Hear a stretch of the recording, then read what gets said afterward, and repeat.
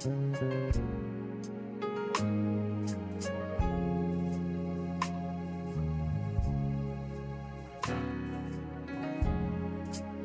1, 2. Good evening, everybody.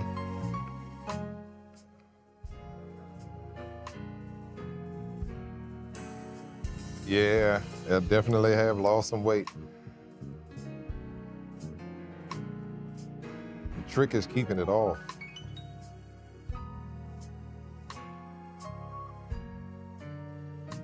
All right, tonight we're having some challenges with getting the handout printed out for you. Normally I don't print it out, and then I forgot I was supposed to print it out. So we're working on it now. But that being said, we're going to get started with our lesson tonight. And we're going to still deal with stewardship, but from a different perspective. So we're going to deal with generosity tonight. We're going to look at what does it mean to be generous? And I think another question is, does my generosity honor God? Right? So we talk about stewardship is how you handle somebody else's possession. So the money is in our hands, and stewardship says I'm careful about how I treat the money that God puts in my hands. That makes sense? And whether or not I'm a good steward is going to depend upon what I do and how I do with that which God entrusts me or entrust you. So, but we need to go a little further than that, because I think there's no argument that we serve a generous God. Would anybody argue with that? So if we serve a generous God and we are stewards over what he gives us, would it then be reasonable to believe that because he's generous, he expects his people to be generous? That's a simple argument, but holds water. And that's what we're going to look at tonight. Does the way I handle God's property, the way I handle God's money, the way I handle what God gives me, do I handle it in such a way when it comes to generosity that says, God, I handle this so that you can be honored? All right. So we're going to jump in. I know I have a quote in there. Would y'all jump to the quote that I have? This is from John D. Rockefeller.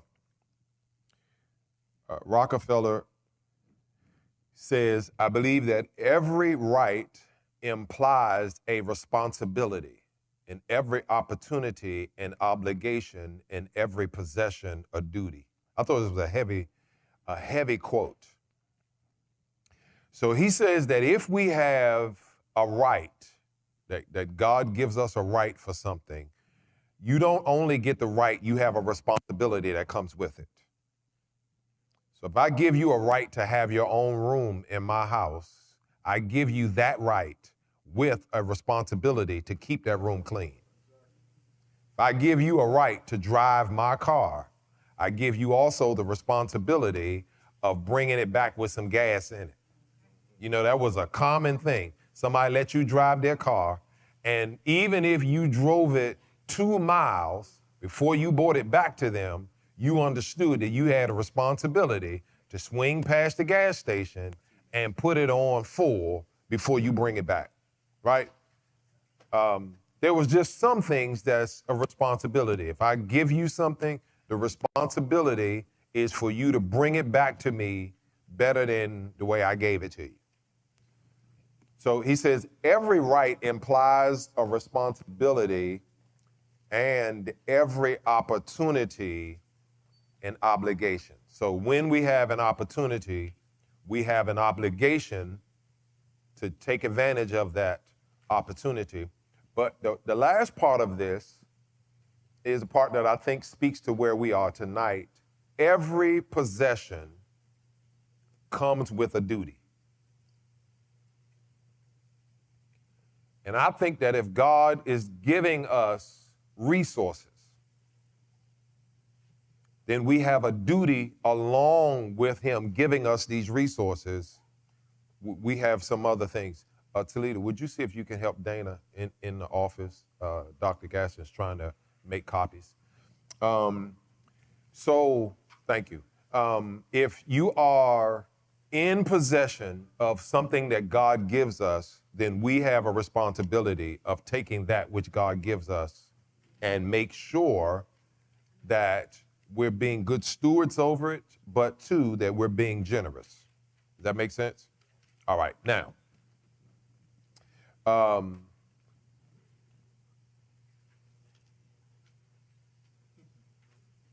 I looking for?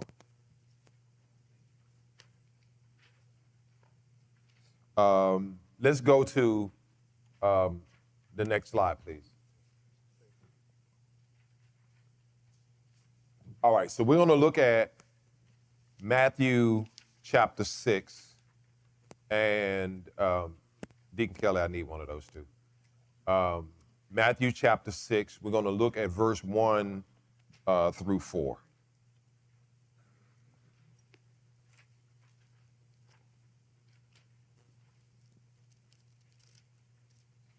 Thank you, sir. All right, so let's look. In Matthew 4, we're going to look at this from the idea of when we're being generous, it requires us to be humble. So Jesus specifically talks about generosity, but he also talks about when you're going to be generous, it's important not to be arrogant. It's important not to be self-seeking when you're being generous. So, did your folks ever use some stories or analogies that you had to kind of think about it a while before you got it? My mother was raised in the country down in South Carolina, and apparently she milked cows. But Mama used to say, a cow will give you a bucket of milk and kick it over every time.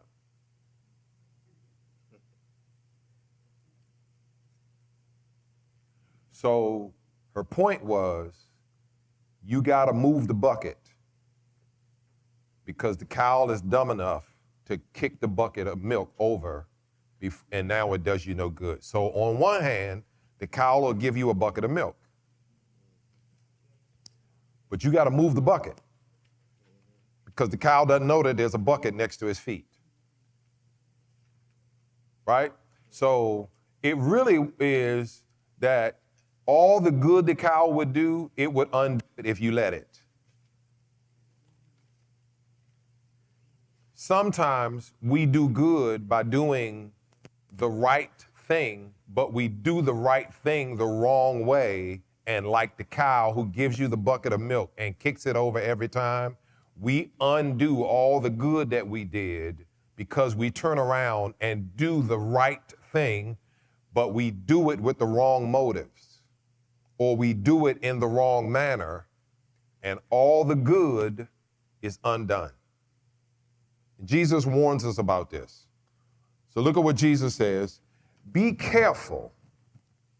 Do not do your acts.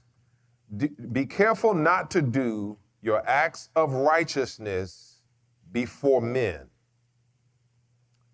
Specifically, he says, don't do what you're going to do before men so that men can see you. He says, you don't want to do this only to be seen by men. Now, he warns us there.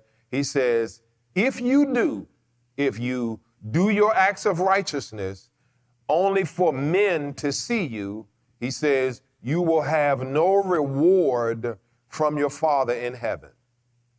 Can I make this real plain? He's saying either you are doing it to do right or you're doing it to be seen. But you can't do both. So if you're going to do right, make sure you do it right. Do right the right way.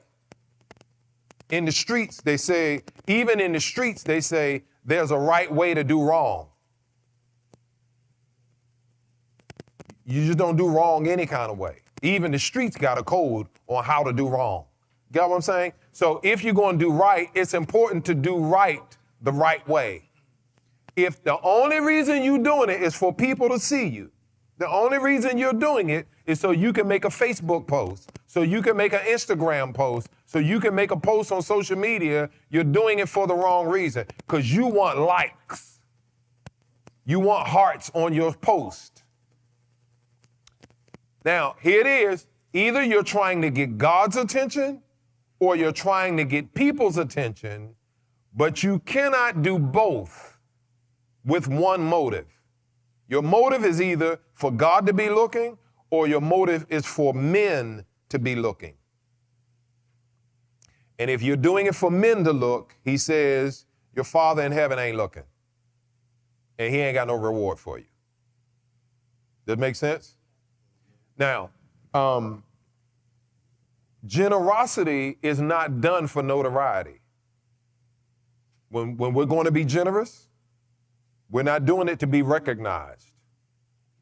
We're not doing it to get a building wing named after us. No, we're not. I follow Miami Hurricanes, and a few years ago, they needed an indoor practice facility. And a family gave them $13 million to build the indoor practice facility. And now the family's matriarch, her name is on the outside of the indoor practice facility. Now, they named it after her. She didn't give the money. But if I'm going to give it just so I can be recognized, then I'm not doing it for the right reason. You know, I'm not saying sometimes you do things and people recognize you after you do it. That's different than you doing it so they can recognize you. You get what I'm saying? So we need to make sure that we're, if you're going to buy somebody breakfast, buy it. But don't buy it and, here you go. We out here feeding the homeless. Keep your little money to yourself. Deacon Kelly, you was going to say something?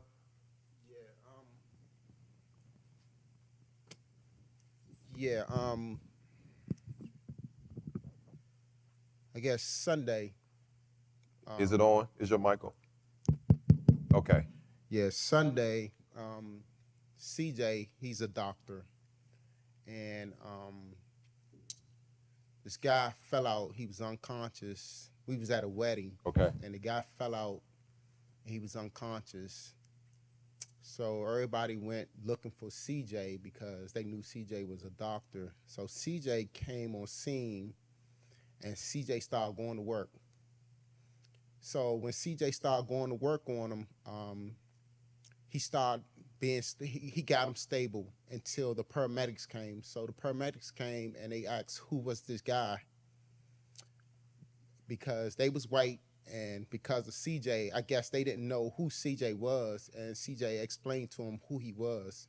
So they started taking information from CJ after he got him stable and everything. And so the family, I guess the guy's family started coming to CJ, wanted, to let CJ know how proud they was for him doing what he was doing.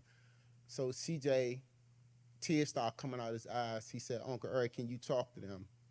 Because he said, I don't want to be put up there because of the fact of it was God who really brought me, right. got me there to do what I need to do. And but he didn't want that fame under him. Right. He was just letting them know that, it wasn't me. Right. It was God who brought me there Yeah. to do what I need to do. So again, I can understand, like you say, he wasn't doing it for man. He was doing it for, because this is what he do. So, yeah. we got to remember that the reward of generosity is from God, not from men. The reward that we're going to get for doing right, God's going to do that. So I can't do something looking for man to give me a pat on the back, because the truth is that's all I'm going to get. Right? So generosity has to be driven by a desire to be recognized by God and not by men. No, I can't do both of them. Either I'm doing it for God, I know I'm being redundant, but I'm doing this either for God to be honored or God to see me, or I'm doing this for people to see me. But I cannot lie to myself and say, oh, well, I'm trying to please everybody. If you're really trying to please God, you don't care if people are looking. So it goes to another thing in the Bible when it says, let your alms be done in secret and he will reward you in openly. Yeah, that's a part of this we'll get to. Let's slide down to verse 2. He says, so when you give to the needy, do not announce it with the trumpets as the hypocrites do in the synagogues and on the streets to be honored by men. So notice in verse 1, he says to be seen by them, to be seen by men. And now he says in verse 2, to be honored by men. He says this again. He says, there will be no reward from God in verse 1 because he ain't looking. But now he says, I tell you the truth, they have received their reward in full. If you did it for people to see you, whatever you get from people, can I say this with broken English? That's all you're going to get. You're not getting anything else. You wanted people to see you. You wanted to be recognized by people. That's all the recognition you're getting. God is not looking because, again, I wasn't doing it to please God. I need to be generous. But when I'm generous, I need to do it so that I am pleasing my Heavenly Father as opposed for men to see me. So he says they have their... Now, there are times when we do this, he highlights in Jesus' time, he says, as the hypocrites do in the synagogue and on the streets. So the religious folks are being hypocritical, and those who are religious folks in church are doing it. In their case, he's saying the synagogue, but today we can find people in church are doing it, right? Sometimes we ask people to do it. So we'll have an offering, and now we're saying with the offering, everybody that got $50, y'all come get in line so we can do it. Now it is, I'm not just giving the $50, they got a $50 line. So now I'm making it clear. You remember, we used to have separate offerings. We had an offering for tithes. And all y'all heathens who don't get up for the tithe line, we know, but now you're not just tithing, you're tithing and you're specifically making it known that I'm not just giving, but I'm tithing. I think we were doing a couple of things. One, we were encouraging people to give, but we were also using peer pressure by having a tithe line. So we had a benevolence offering in the church I grew up in, and then we had a offering, and then we had tithes. So we took offering 3 times in the service. And if you were an outsider, you couldn't figure out, well, how much money do they want? But okay, so your church did it too, okay. Yeah, then God forbid we had somebody come preach. We had a 4th offering. Yeah, it's like, come on, man. So, but it really was about making people out to be hypocrites, because now they're not just giving in secret, they're giving, and although we might not have known the amount, we are saying, well, you're tithing. Or you're lying. You just was in tithes with a regular offering, but you got in the tithe line. so you look good. Let's go to verse 3. He says, but when you give to the needy, do not let your left hand know what your right hand is doing. When you give, keep it on the low. Do what you're going to do, but don't broadcast it. We don't need you sound the alarm because you're giving to the needy, right? We don't need you, with the flashlight and the streamers. They were in here Sunday. The dancers were in here with the streamer. You don't need a streamer standing outside the 7-Eleven. Look, y'all, I'm about to get this man something. Just give it to him. You don't need to be bringing undue attention to yourself. I can't remember where I was, but it was a church where when they did the tithe off, they had everybody hold it up. And the pastor said something over it, so they held it up and waved it before they brought it up. Right. Yeah. But all of it's really peer pressure, because if every week we got to hold it up and wave it, and you don't never hold your hand up and wave it, then it's like, yeah, well, you don't. It wouldn't work today because a lot of us give electronically. So they will tell you, well, hold your phone up because you've already given, but if I haven't given, I could just hold my phone up anyway. And now I look like I'm. He says, don't let your left hand know what your right hand is doing. Give, but do it discreetly, right? So there is an expectation that we are generous. But we're going to be quiet as we're doing it. Now, give me some ways that we low-key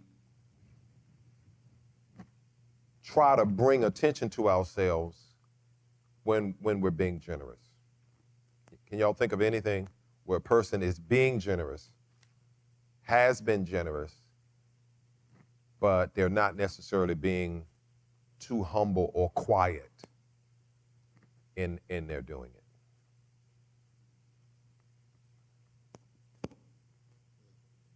Y'all can't think of anything?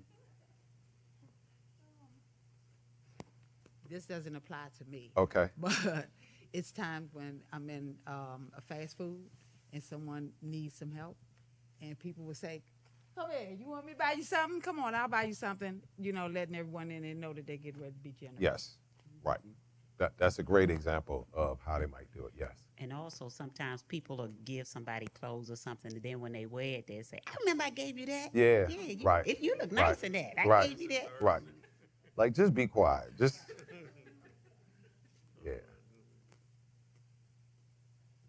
Girl, you look better in that than I did. Right. I mean, if you humbly say it to the person, then, or putting on, just making a big deal out of it later that, and so sometimes we're real clever with how we do it. So we turn around and dry snitch on people. So it's like I could say, man, pray for Ralph and Trina. I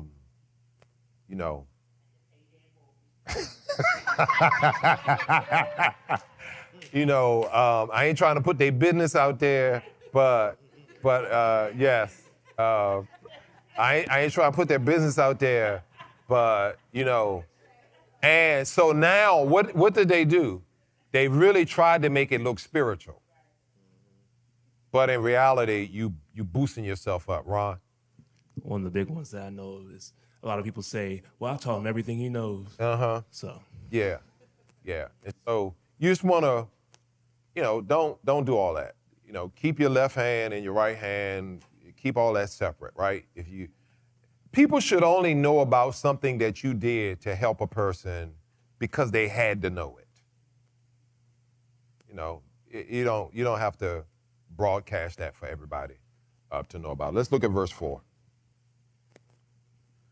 He says, so that your giving may be in secret, then your Father who sees what is done in secret will reward you. I think that's what you were referring to, Ernest.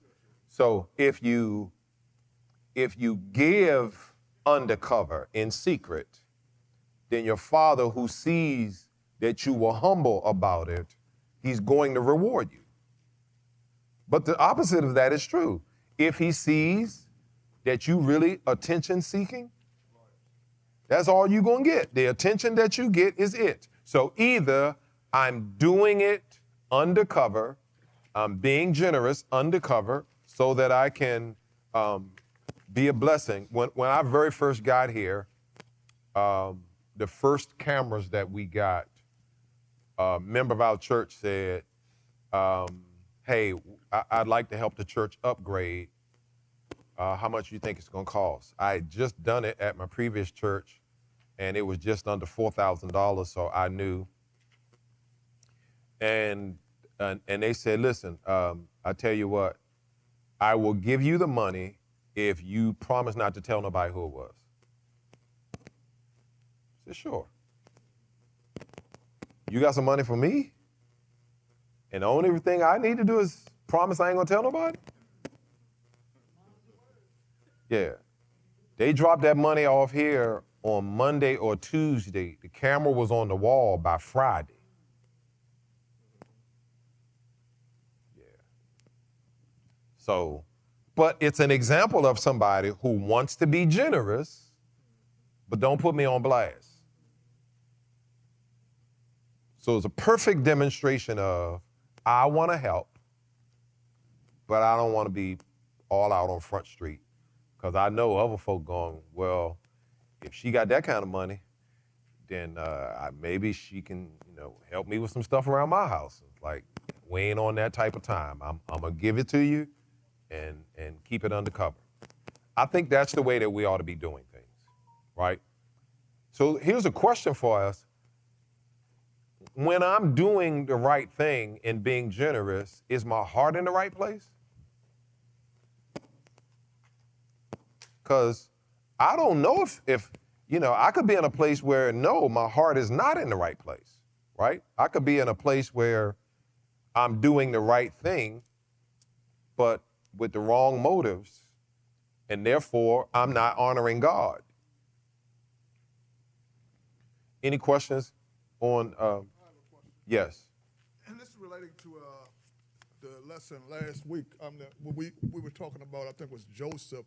Yes. How he saved a certain amount of money, and then he started selling it to the people when they need it. So I asked you a question back then about grace. I was talking grace, but to me, grace and generosity is very similar. So my thing is, I wanted to know, I just wanted you to speak about that contrast right there, because I still feel like in certain instances, even though you can be a good steward, you can find yourself in a position where you have an abundance, which I think God wants us all to have, but everybody do not have an abundance. So the thing is, where's the grace or the generosity in selling people things that you're blessed with? That's a good question. I'll point out two things first. Joseph was the second in command in Egypt, right? So although Joseph was a steward over it, it didn't belong to him. So I don't know how he can give it away if it don't belong to him. The second part of that is, there is no amount of generosity that is going to give, you cannot give people out of poor. You can't give people enough that they won't be poor anymore. You can give to people to help them through a situation. But when people are in a position of being poor, we will never be generous enough that they won't be poor anymore. Here's what Jesus says when he's talking to his disciples. He says, the poor will always be here. So being generous is one thing, but we don't want to be in a place where, because God has blessed me immensely, that I'm supposed to give away everything that God has given me. I'm going to give away something. There's going to be a portion of what I have that I'm going to give away.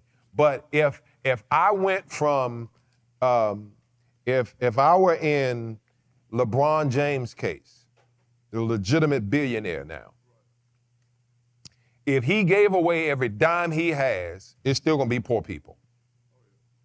Right? So if you took Jeff Bezos, Bill Gates, and what's the other guy? Elon, he ain't even really one of the top people at this point, but Warren Buffett, you took all of them, took all their money, and all of them gave all their money away, we'd still have poverty. So we should be graceful. We should be generous in what we do, but if we're doing it thinking that we're going to eradicate poverty, that was a quick conclusion I came to when we were in Kenya. Your heart just hurts for the level of poverty that you see, but you become convinced, I cannot give Kenya out of poverty. There's too much poverty there. So on the one hand, I'm not saying I'm not led now to go back to America to see what I can do to help the Kenyans even more. But I am not coming home saying, I got to give away everything I can so that I can help the Kenyans, as if me doing everything I can is going to get them. It's like, nope. So I don't know if I'm answering your question. I just think that the issue of poverty, I think America could do well towards the less fortunate. But the issue of poverty, we will never be able to be generous enough to get people out of poverty in general. Yeah, I absolutely think you answered the question, but I do want to make one point. Is Okay. that when you were saying that Joseph, it wasn't Joseph, I think that's understood. I think you made that clear to us anyway. Right. Our stuff is not ours anyway. Right. So that goes for everybody. Right. Ed? Yes, Pastor. So I had a question with the generosity piece. So if a person, let's say, is giving a testimony, Yes. and you said, God blessed me with this, and then that allowed me to bless someone else, is that, so you're saying it to let people know, through God's, blessing me, I was able to bless this family or whatever. So now, should you just say, well, just tell them that God blessed you, but then don't really say what you did on, with that blessing, or how? I think if you speak to it in general without being specific, then I think there's some opportunity for God to be glorified. I think that's got to really come back to, when I share this testimony, is the testimony to shine the light on God, or is the testimony to shine the light on me? Right? Because being a good boy all my life, always felt inadequate compared to my brother. So my brother was the drug dealer. My brother is known as Big Jesse. He ain't Jesse, he Big Jesse. And he's known as the one who could fight. He's the one who's known for having money and selling drugs and all that, right? So when I come along, in my mind, well, you ain't never been shot at, you ain't never been handcuffed, you never even got high off of drugs. So what does my testimony look like, when you turn around and you start talking about this person who's been shot 16 times, but God saved them, and, all this tragedy has happened. At some point, if we're not careful, the attention really is not on what God did. It's on how bad their life was. So sometimes the line is really thin, and if we're not careful, we blur the line, and now it's no longer God getting the glory for what happened, but me. Yeah, I think that's got to be, so I wouldn't give a blanket answer on what that should look like or should not look like. I think the question has to come back to, are you trying to glorify God? And if you are, could you say, hey, last year this time, I was in a place where I was asking for help, but within a year's time, God has blessed me, and now I'm able to help people whereas last year I was the one needing help. But I ain't giving all the specifics. I'm talking about how many hundreds of dollars or thousands of dollars I gave away. They don't know who it was or anything like that. Then yeah, that does it that way. At our last church, we had a guy who was phenomenal with taking pictures. He walked around with his camera all the time, just taking pictures. During one of our Thanksgiving Day basket giveaways, it didn't settle right with me the way we were taking pictures. So I said to him, we need to take pictures from the back of people. That way they can receive help. We can show that we're helping people, but not necessarily who specifically we're helping. When you got a picture of their face, whether they want to be on your social media for the world to see that they needed help, we don't need to do it that way, right? So strategically, take pictures, but make sure you're at his back. So they can see that somebody's receiving it, but you can't see who it is. Making sense? So we want to do right. We want to show that we're trying to help and make a difference in the community, but it ain't everybody's business about who specifically, we're helping. Let's help them. Let's document that we're helping, but everybody don't need to know her business. So we're gonna be a little discreet about how we're trying to help people. And he gladly did it, shifted his angle to make sure that he's turning, or if the person wanted their picture taken, he's, we're gonna use this on social media type of thing, and that way we got clear on it. So that was generosity with humility. We're looking at generosity next with an eternal focus. So we're going to jump down in Matthew 6 still, and we're going to jump down to verse 19. So he says, do not store up for yourselves treasures on earth, where moth and rust destroy, and where thieves break in and steal. So stay there on verse 19. He says, do not. So sometimes God tells you what to do, and other times he tells you what not to do.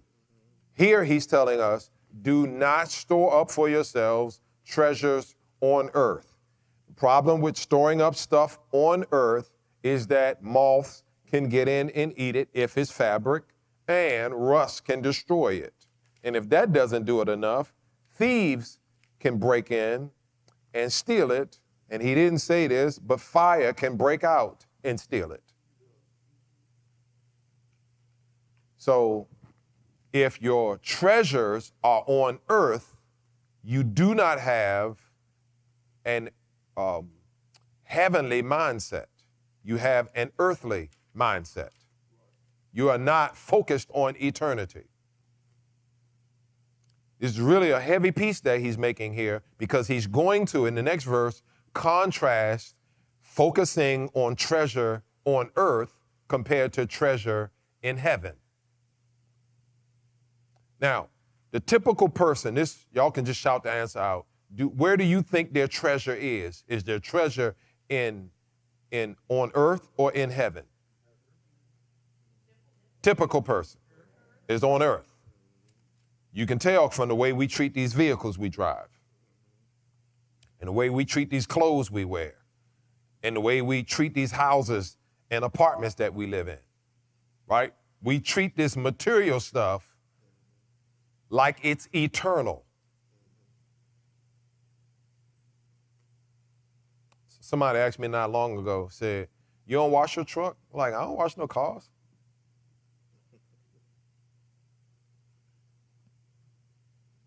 Brand new car, I don't wash it. I'm not gonna wash it.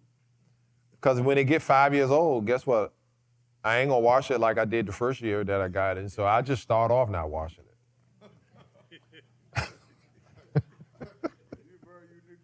I ain't washing no car. It's just a car. I'm not sitting out there washing no car. All right, let's go to verse 20.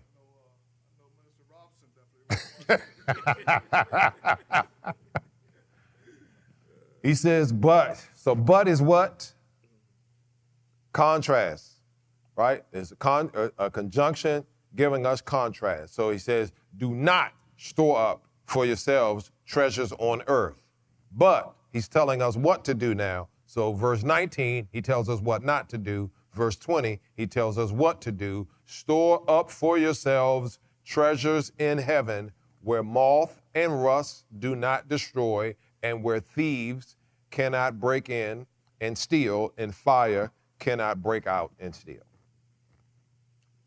So either you are storing up eternal treasure or you're storing up earthly treasures. Earthly treasures don't last. Eternal treasures do. Is it making sense? So if you're going to store up possessions, don't do it down here. Don't store up stuff here because, and guess what? We store up clothes and come to the conclusion that this ain't, it ain't no good now.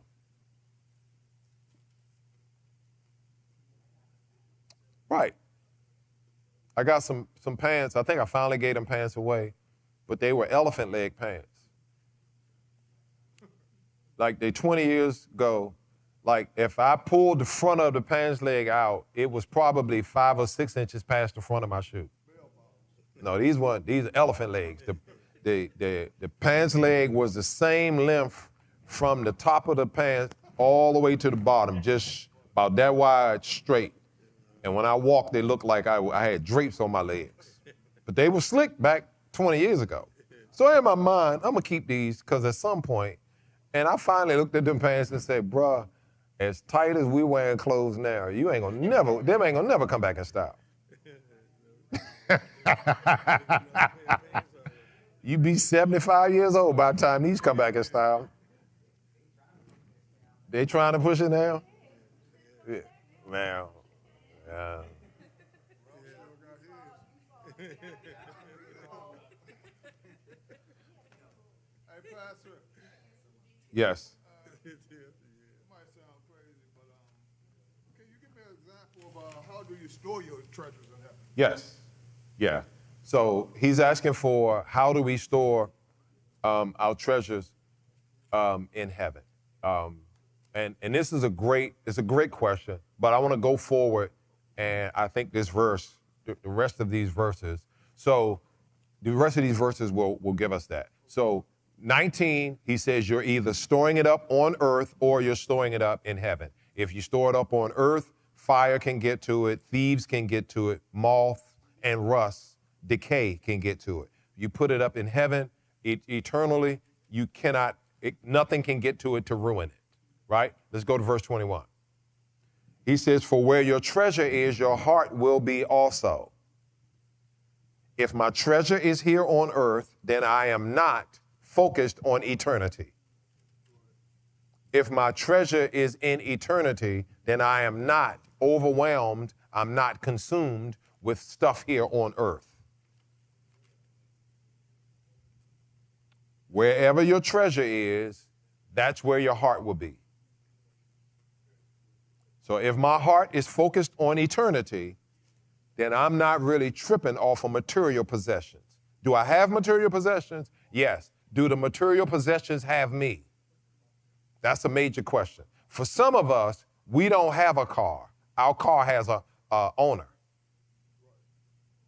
Because that car has me as much as I got the car. I am consumed with that car. I'm consumed with that truck. I'm consumed with that house. I'm consumed with these clothes or whatever it is, I'm consumed by it. And that's not a good place to be. It's sometimes why we lose our minds when the car gets a scratch on it. You get a little bit of a scratch on it, a ding in the door, you park next to somebody, and you've seen the people. Ain't nobody at the mall, but they done parked 5 miles away from the other cars. Yeah.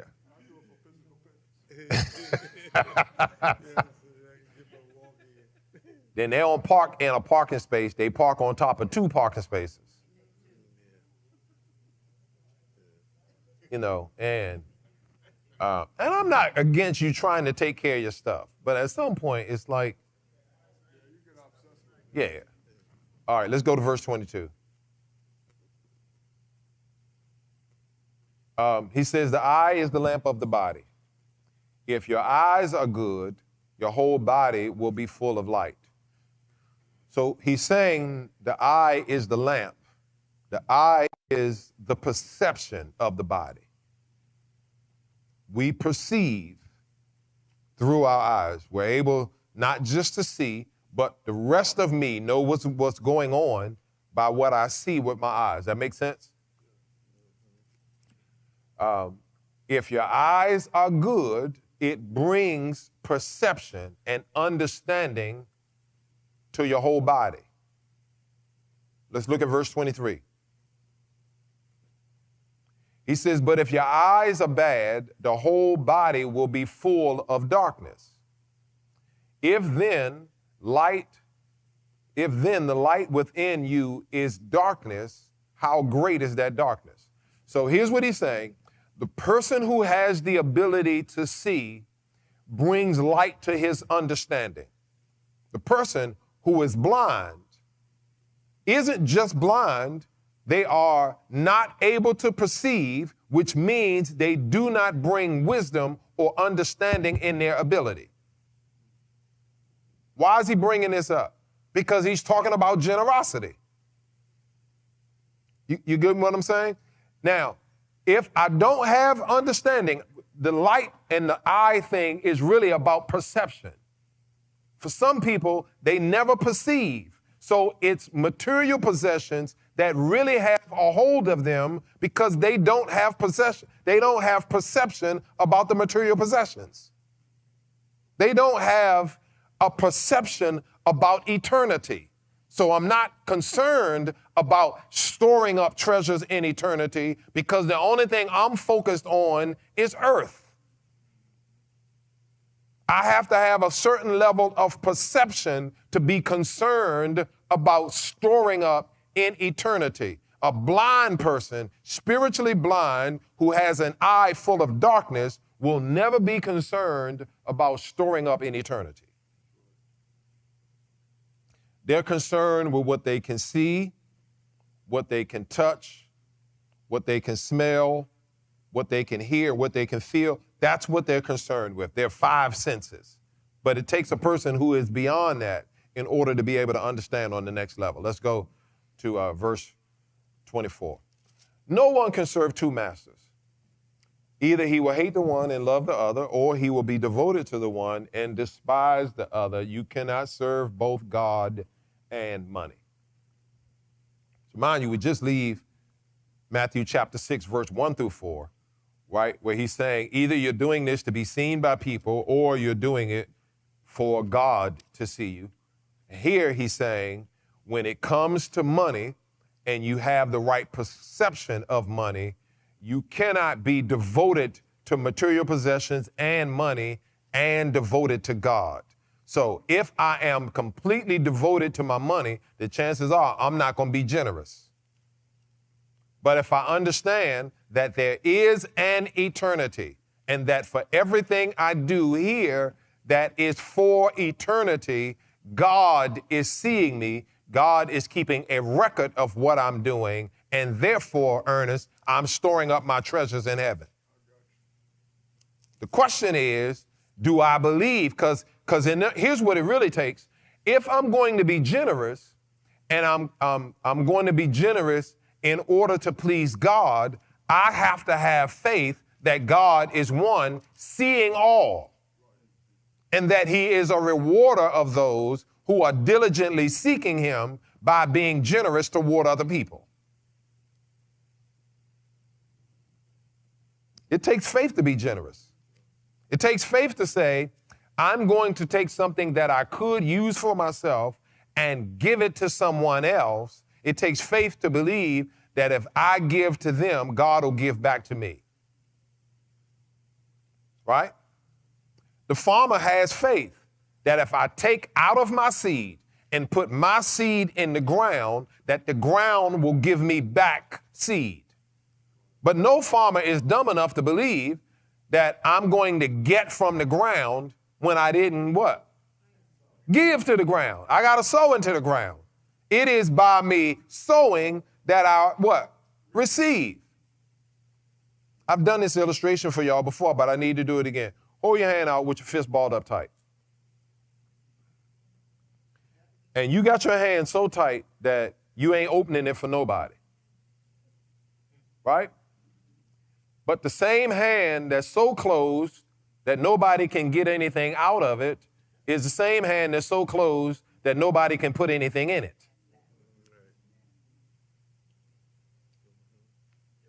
So if you're so closed that you're not going to give anybody anything, you're also so closed that can't nobody give you anything. Because in order to receive, you got to do what? Open your hand. You can't receive it in a fist, like, we'll put it on top of my fist. It don't work like that.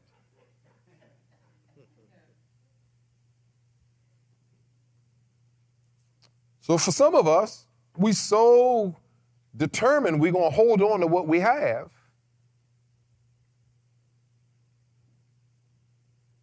We don't get anything. So if I'm serving God, then I'm probably going to be generous. Some of the most generous people I know are the people who love God. Yeah, they go out of their way to give because they understand that that's what pleases God, right? So I have some notes here. Where you store up your treasure is indicative of where your heart is. If you store all your treasures on earth, then that's a demonstration that my heart is earthly. If you store your treasures in heaven, you demonstrate that your heart is heavenly. It's eternal. Your heart is focused on eternity. But there are some people who can't tell you the last time they gave to nothing. The little boy's trying to raise money for his football team. I ain't got no money for that. Little girl got a trip. They trying to go to her little class is going out of town. I ain't got no money for that. Hey man, we had a fire. Oh, that's a shame. That's it. Just it's a shame. We lost everything. Y'all had insurance?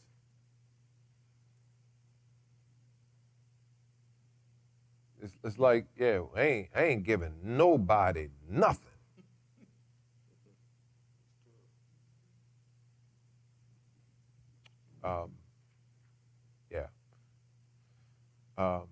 So I just think you can't, that's not a representative of who God is, right? If I'm loving God and God is loving me and God is giving me of his spirit, to be tight and never generous is incompatible with who God is. And if I'm his daughter, I'm his son, I gotta be generous at some point.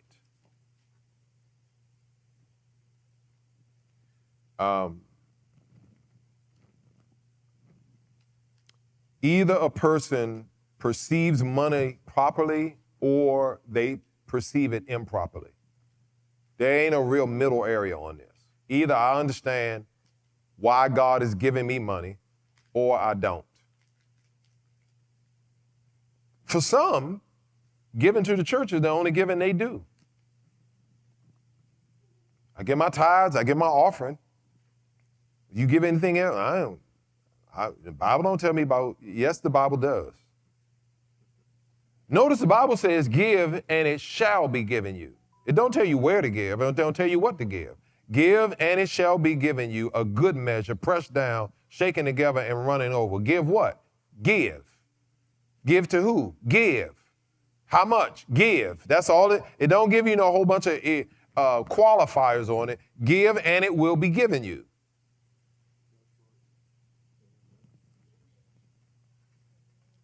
Yeah, so the question for us really is, do I have this conviction that God is looking out, and do I have a proper understanding of money? Here it is. Here's a question. Do I see money as temporary and earthly, or do I see it as eternal? Because if I don't see money as eternal in its consequences, then I look at it as it's only temporary. But if I understand what I'm doing has eternal implications, so I'm doing it now and I only get temporary benefit out of this money, I only temporary benefit out of what I have, or I see it that I'm using a temporary thing, but it is having eternal repercussions. I'll never give if I don't understand that the reward I'm going to get may not be in the here and now, it's in eternity. But it takes a certain level of eye to be able to see. If you have a spiritually dark eye, the eye can't see, then I use all of this money for now. Right. I went to work for this money for me and my family and my children. And that's not to say we got to give away everything we have, but at some point, that don't mean you lay down and let people who are abusive take advantage of you also. There are folks who won't ever go to work, watch you get them go to work every day, and then turn around, always got their hand out, begging. Nope, not me. When I heard the word was out, Frank Stingy. Is that the word? Yeah, good. I'm glad that's the word that's out on me. Yeah, I'm glad.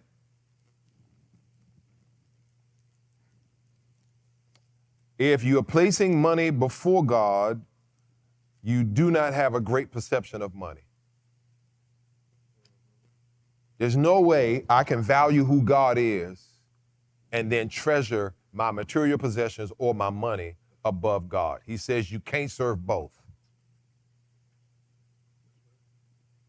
Right? So if God is my treasure and my relationship with my Heavenly Father is my treasure, then me having to separate with $50 because I'm being generous, me having to separate with $500 because I'm being generous, that won't be really hard for me. Why? Because my treasure is God.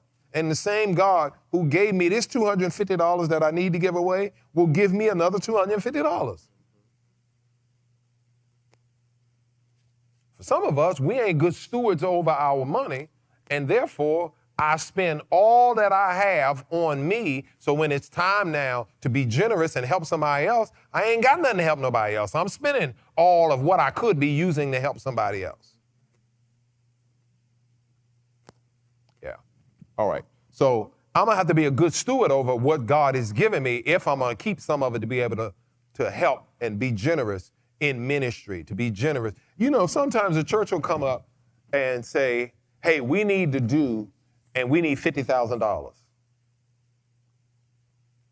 And there are folks who will sit back and go, oh, the church needs $50,000. Okay.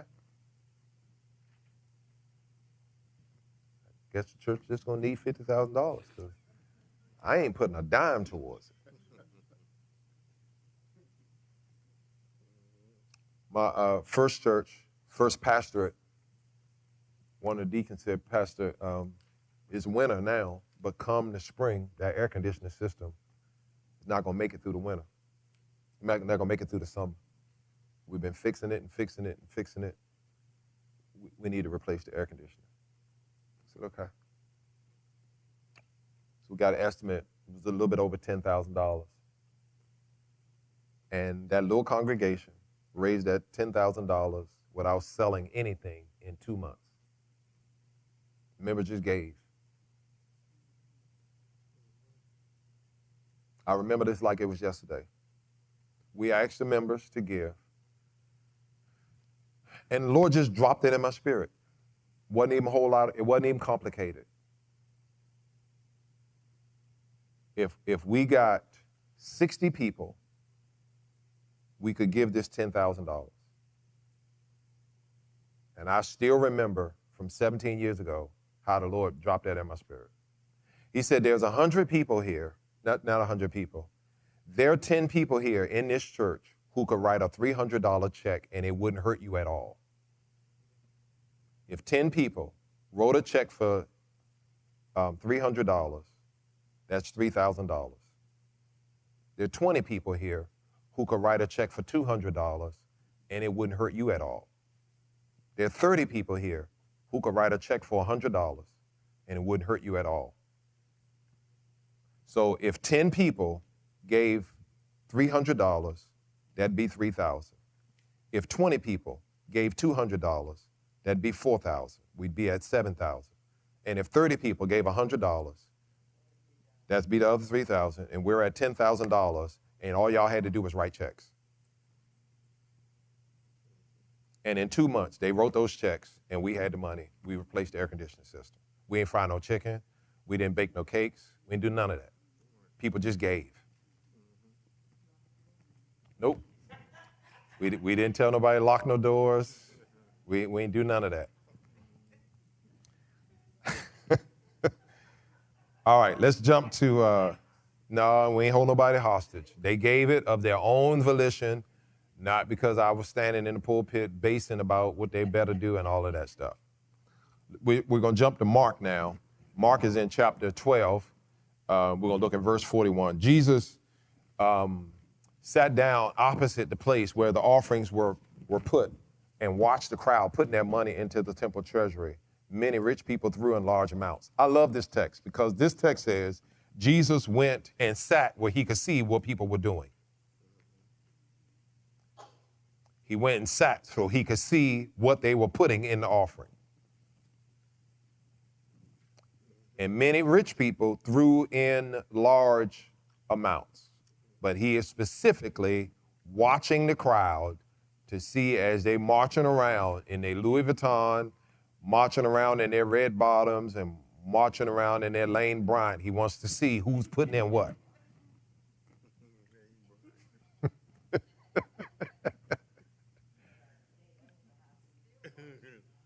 And he's still watching. Yes, he is. He's watching what we're putting in.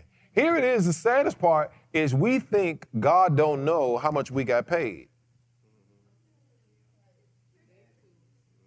I know what I gave you. Yeah, I know what I gave you. And so I know that you're checking tithe. But that ain't that ain't close to a tithe. Yeah. So some people check tithe off, and you may fool the people at the church that you're giving a tithe, but you ain't fooling God. He watched to see what the people were putting in. So notice this, at the end of verse 41, it says, many rich people threw in large amounts. Let's go to verse 42. He says, but a poor widow came and put in 2 very small copper coins, only worth a fraction of a penny. So now he's set up specifically, he got an angle where he can watch what people are putting in. And he sees these wealthy people throwing in gobs of money, but he sees this poor widow who comes with something that's worth less than a penny. It's hard to believe that there will be a coin worth less than a penny. So she comes along, and this is juxtaposed to her little bit that she's given to the large amounts that they're giving. Let's go to verse 43. And calling his disciples to him, Jesus says, I tell you the truth, the poor widow has put more into the treasury than all the others. How? The verse 41 says they were putting in large amounts. And she's putting in something that don't even value up to a penny. So they're being generous, and she's being generous, but in his interpretation of what happened, he says the poor widow has put more into the treasury than all the others. And you've said it, and it's true, that it was more of a sacrifice for her.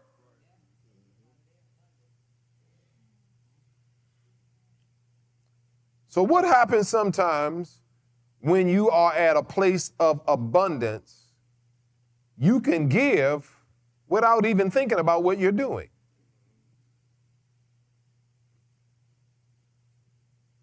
My mama used to she had one of them big, I called it a trash bag purse. That thing was just huge. You dump all kind of stuff in there. And so she had this habit of just throwing change in the bottom of the purse. And whenever she needed change, she didn't have to look. She could just reach her hand because all the change was always at the bottom.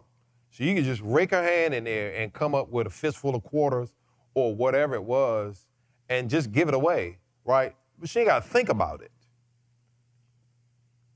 This is extra stuff laying around. So the person who doesn't have much, when they give, it's a sacrifice compared to the person who got money just laying around. So in Jesus' estimate, as he sits there to watch what people are doing, he's saying, you can give large amounts, but it really not have your heart right. So again, we're back to what we started with in the first place. You're doing the right thing. Is it with the right motive? And sometimes the answer is no. I know there's a list of people who watch to see who are the largest givers at the church. So I'm a large giver because I want to be in that group of people that are large givers. That list ain't publicized nowhere. But there's people who keep up with that stuff. And their name is in there because they want to be known as. Now, it ain't like it's on a billboard. It ain't on no secret wall in the church or nothing like that. But there's some folks who watch so they can keep up with. I'm in the list of people that's at the top of the givers at the church.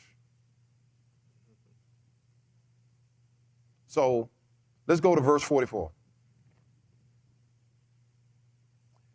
He said, they all gave out of their wealth, but she, out of her poverty, put in everything, all she had to live on. This is what generosity looks like when it's from the heart.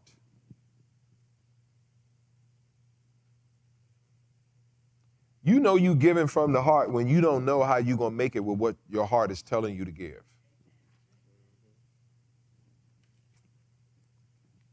I give this, Lord, well, what are we going to do for here, and how are we going?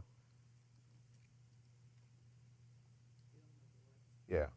So some people only give because they got abundance. But when your heart is at a place of, I truly want to honor God in my giving, then I'm not just giving what's convenient for me to give. There are going to be some times when you're giving and you're saying, yeah, I don't even know how we're going to. Yeah. I got a friend of mine that I just said to him, I noticed you give away everything. He said, I got that from my father. My father gave away everything. Very rarely sold anything. I don't have any use for it no more. Somebody got some use for it, give it away. So he gives away cars. Just give away stuff. Stuff sometimes brand new. Going, hey, could you use? Yeah, I got one. Come past the house and get it. But it was a lesson he learned from his father. I sell it. I put it on eBay and I'm trying to sell stuff. But it's just like, no, give it away. Now, last year I did take some suits. It was hard, but I took some suits and donated it to our closet. And I had to say, these suits are hanging in here. There's nothing wrong with them, but you're not going to wear them. So get this stuff to somebody that could use it. But I promise you, it was hard. It was hard to pull them suits off my shelf. It was hard. And I got some more that I'm looking at, like, Man, Phyllis, don't act like that. You know what I'm talking about. It's hard going there looking at that stuff. You still like it, you just don't wear it.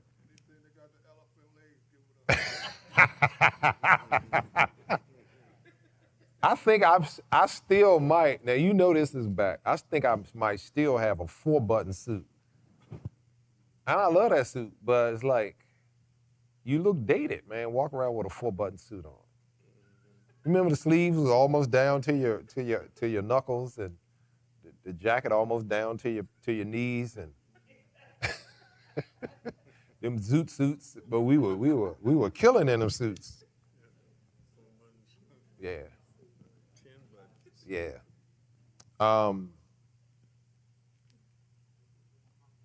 So notice this.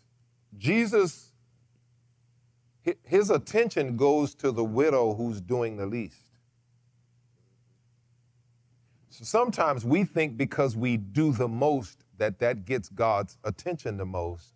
And he's looking at, where is your heart in what you do? Because if you're doing the most but my heart ain't in it, yeah. I know the leadership at my church is going to check to see that I give. So here go your little funky $2,500, so I ain't got to hear your mouth at the end of the year. And it's like, and the Lord is saying, that $2,500 might keep the leadership of the church off your back, but I know what you were supposed to do towards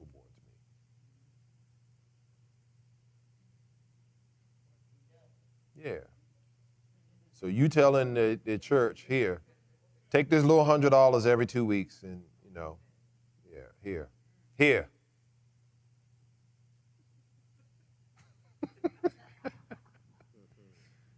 God ain't really, that ain't impressing him. This is, Lord, this is what I should be giving towards you because of how good you have been towards me, and I'm giving to you. This ain't just out of my abundance. So again, that person who's really honoring God, that's what's going to please him, and that is what he is going to find acceptable. All right? Let's jump to, we're going to look at some application here. So on a scale of 1 to 5, 1 meaning needs major growth, 5 is strong and consistent. We're going to look at a handful of questions here. So the question is, I value eternal treasures over earthly treasures, possessions. So this is for you. I'm not asking y'all to talk this out. Y'all that's online, if you want to volunteer that, you can. But this is a major assessment that I'm doing of myself. Where am I in this process? Do I really value eternal treasures? And if that's true, then what do I do that says I'm doing this because I'm trying to store up some treasure in heaven? So do I give to the Negro United College Fund? Do I give to, what's the clinic in Minnesota? The Mayo Clinic.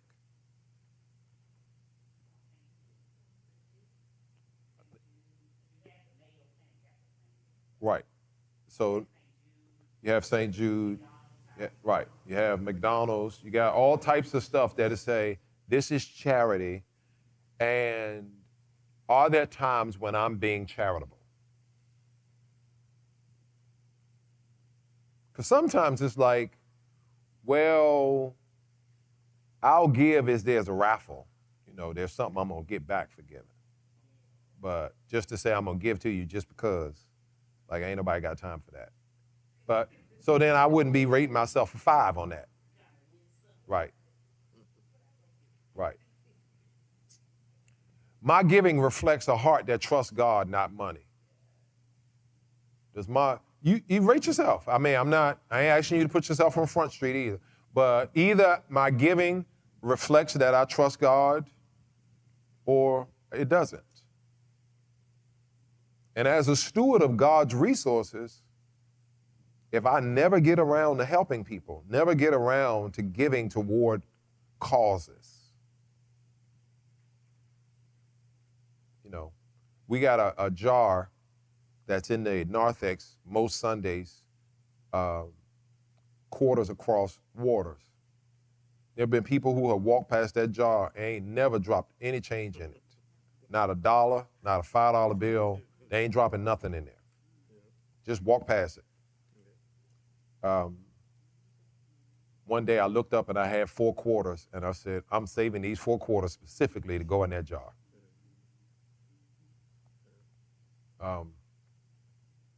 And it did well. You know, it was quite a few $1,000s over the course of a year that we took in from that. But am I looking for opportunities to just be generous towards other people? He tried to provide. Yeah. Number 3, I give regularly and sacrificially to support God's work. Do I give to support the work of God? And not just do I give out of my abundance, are there times when I have to go without something in order to give? Because that's what it means now to be sacrificial in my giving. I'm going to not have my dinner out, and the money that I would have spent on dinner out, the money that I would have spent on getting my eyebrows arched or my hair done, my makeup done, whatever, I'm gonna sacrifice that. The brand new shoes that I was gonna buy, I'm gonna sacrifice and wear the other 500 pair of shoes that I got. And I ain't gonna wear, I'm gonna stay in my own, I'm gonna wear some of these shoes that I already got. And the money that I was getting ready to spend on those new shoes, I'm gonna give that towards ministry.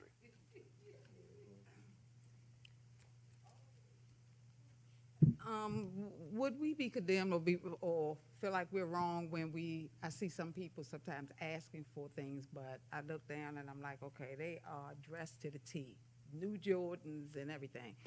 I mean, sometimes I feel like, you know, they out there and they taking advantage of people. So sometimes I kind of be judgmental. Right.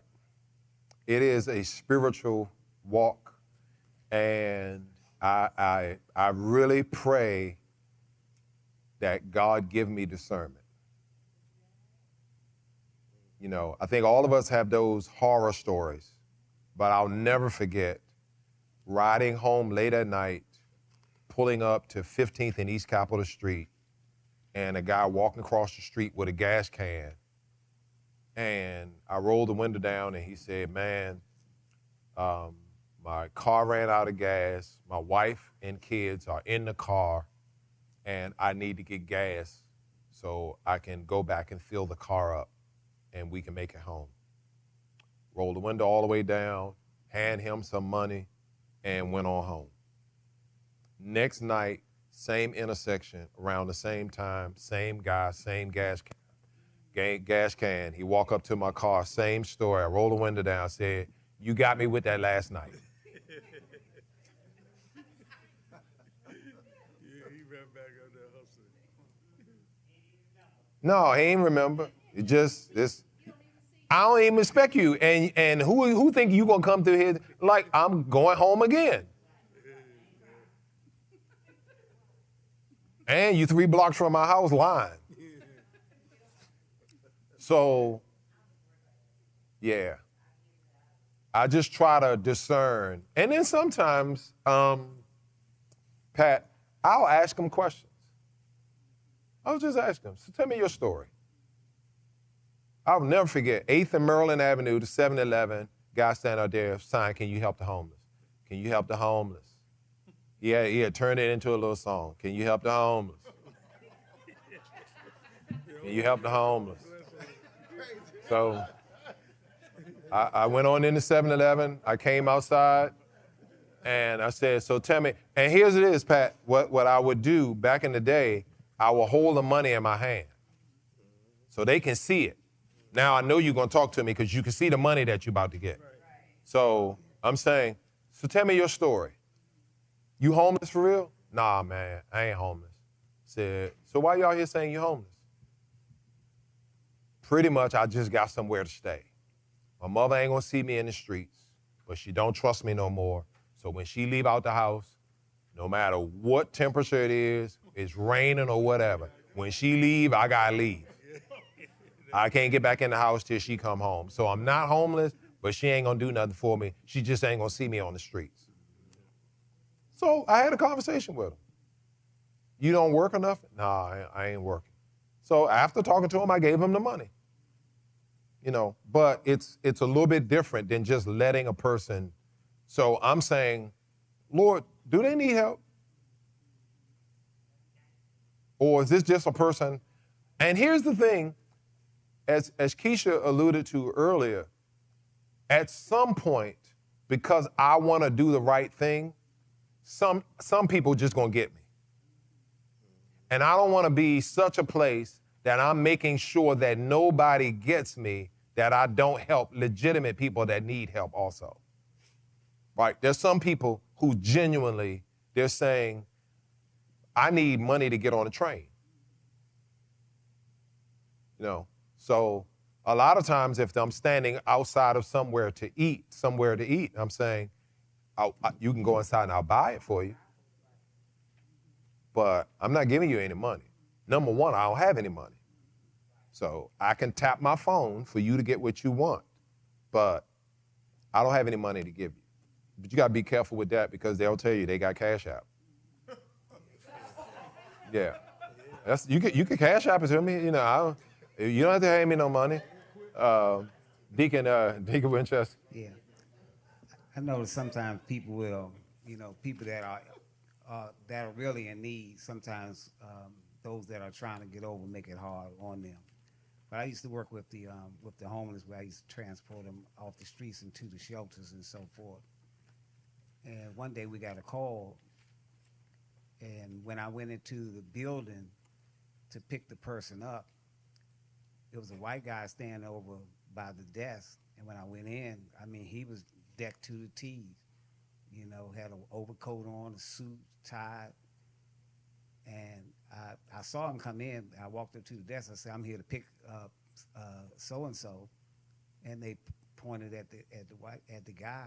And I looked at her, and I looked at him, and I looked at her, and I looked at him. And not so much as judging him, but he didn't appear to be a homeless guy. But what had happened was that he was out of town. His wife had put him out, turned all his cards and stuff off. He had no family, had nowhere to go, so had to pick him up, take him to the shelter. Yeah. And sometimes we will look at a person and say, they got, they're dressed better than I am, right. So they don't need no help. Right. Sometimes they're rich in what they look like, but just as poor as they can be. Ed? Yes, sir. So if a person in their nature is frugal, yes, but let's say their spouse, family, kids, whatever, they like to spend money, so they're generous as far as spending their money on them. Yeah. Is the generosity based on the person's actions, or are they frugal based on their nature? Because if they weren't asking for the money like that or whatever, then the person, the frugal part would be there. But because they ask or things like that and they do it, which would that make them, generous, or again, just by their nature, they're frugal? I think it depends, because it sounds like to me you're talking about a person that when it comes to spending, they're frugal. Mm-hmm. But when it comes to giving, they're generous. And I think you could do both. Yeah, I think so for me, there's this assumption that I spend a lot of money on clothes. And I buy a lot of clothes. But I ain't buying clothes that ain't on sale. Mm-hmm. Ain't on sale, I ain't buying it. Right? So so I'm trying to, in fact, learning from my wife how to shop. I call it giving it away. If I go in the outlet mall and we somewhere like in Williamsburg and we in the outlets and it's only 30% off, it's like, no, y'all not giving it away. I need you to be giving. I want it 60 or 70% off, then I'm gonna buy it. Right? So when I wear this $150 sweater, I only paid $50 for that sweater. But it is a $150 sweater. You get what I'm saying? So I think you could be frugal on the spending end and yet generous on the giving end. And I might even argue that because of the frugality on the spending side leaves me with money to be generous. Yeah, I don't know if I answered your question. Yeah, because I guess the example is like for myself, and I'll speak for me.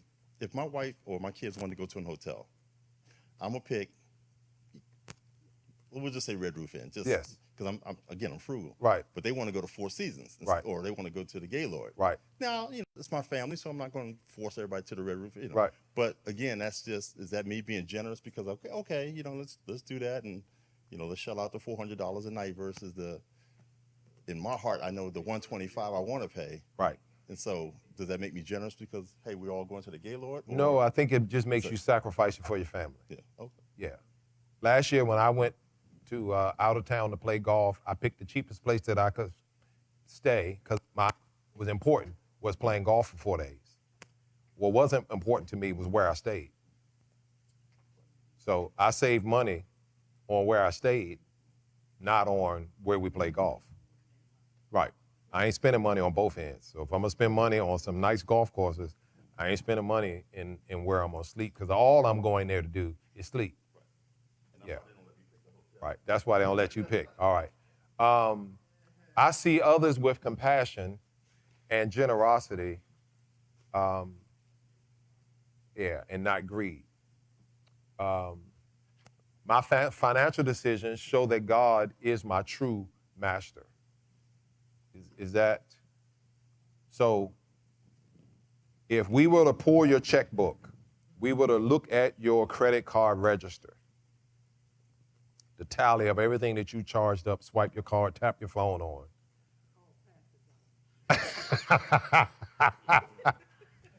Would we see Target, Best Buy, Walmart, Amazon, Target? Would that be what we see?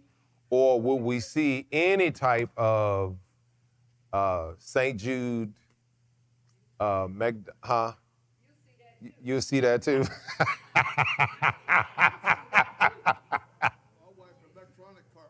Electronic card. Yeah. All right, I think we got a little bit more in here, then we'll be done. What's after these 5 questions? When you were growing up, how would you describe your family's view towards money, toward generosity? So if you grew up where y'all didn't have anything, you might not have seen a lot of generosity. Yeah, my family ain't had no money. You ain't had no money. Yeah. We ain't had no money either. Yeah. But I did see my mother generous. I saw my mother letting people sleep on the floor, so it wasn't nothing for us to have a family sleeping in the dining room because she ain't had nowhere else. We ain't had nowhere for them to sleep, but just here, y'all come stay in my house. I ain't got a bed for you, but I'd rather we can put some pillows and blankets and make a pallet and try to make you as comfortable as possible. What's the one after that? Question after that? Who's the most generous person? You know.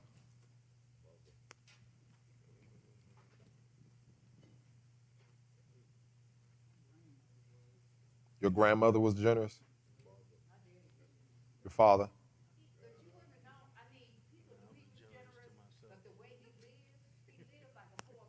Right.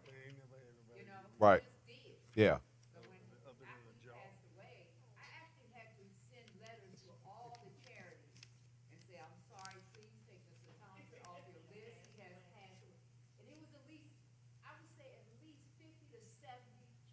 Wow. Right.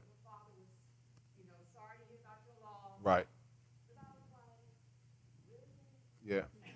So now they coming back to me. Right. Like, you gonna give to us? Right. In here, Right. like, what's Be like your daddy. My wife's the most generous person I know. Your wife's the most generous person. Oh, I thank know. Oh, She's always been generous. okay. All right. But look, I wanted to, regarding giving to like charities, I experienced something on my job. I used to be a fair share giver through the offers that the district has a program that they do every year. So I was the one for DC One Fund, and I was a fair share giver for a long time. There was a gentleman who I worked with. He used to give to we used to give to the Diabetes Foundation. He used to give generously. He was a fair share giver as well. His family suffered with diabetes. My grandmother suffered with it. He gave for years. Eventually, he came down with the disease. He went to them for assistance because he had to be out of work for a while, and they turned him down. And that turned me off, and I felt like if I was ever in that situation, I probably would be treated the same. So it's kind of, I do for people, but it's kind of hard now to do the One Fund generously like I used to. Yeah. Yeah. Church is not what they're supposed to. They live Yeah. So there are some things that you can do to make sure that they have good responsibility in what they're doing. Like a whole lot of it isn't going towards administrative costs and overhead to CEOs and all of that type of stuff. You know, what percentage of the dollars that are given to you are actually making it towards the charity? You know, a good rule of thumb is 80 to 85% of the money is going towards what you spent, what you gave it for. That's a good place to kind of look for. But hopefully tonight this was a good stewardship piece on thinking about generosity and, you know, am I generous? Let's pray. Father in heaven, we bless you for our time together. I pray, Lord, that all of those online as well as those here in the building were blessed by this lesson on the night. God, if we didn't rate ourselves high, we ask you, oh God, to forgive us for our lack of generosity and our lack of being like you. You are a generous God because God so loved the world that you gave your one and only Son. And you gave, we are expected to give. You gave Moses a way out of Egypt, and you gave us a way out of sin, a way out of condemnation. For there is now no condemnation to those who are in Christ Jesus. So God, I pray that you would help us to be more generous, which means to be more like you. Help us, oh God, as we leave from here. Help us, Lord God, as we log off from this session. In Jesus' name, amen.